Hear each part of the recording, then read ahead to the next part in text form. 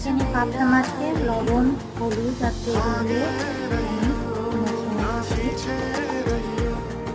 কড়াইয়ের মধ্যে আমি তেল দিয়েছি, তেলের মধ্যে একটু লবণ হলুদ দিয়ে দিয়েছি। তাহলে আর পাবদা মাছটা ছিটকাবে না। একটু ভাজার সময় একটু ঢেকে ভাজাই ভালো।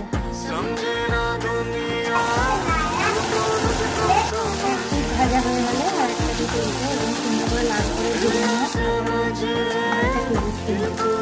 মাছ ভাজা হয়ে গেছে। এখন আমি তেলে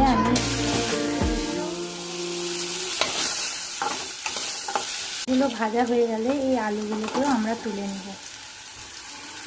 এবার ওই তেলে কালো জিরা ফোড়ন দিয়ে দিলাম। কালো জিরা ভাজা হয়ে গেলে স্বাদ মতো লবণ দিয়ে দিলাম। কালো জিরা কাঁচা লঙ্কা ঝোলে একটু হলুদটা পরিমাণে একটু বেশি লাগে। তারপর এটা একটু নাড়াচাড়া করলাম, জল দিয়ে দিলাম। ফুটে গেলে আটা গুলানো জল দিয়ে দিতে হবে। আলু ভাজা দিয়ে দিলাম।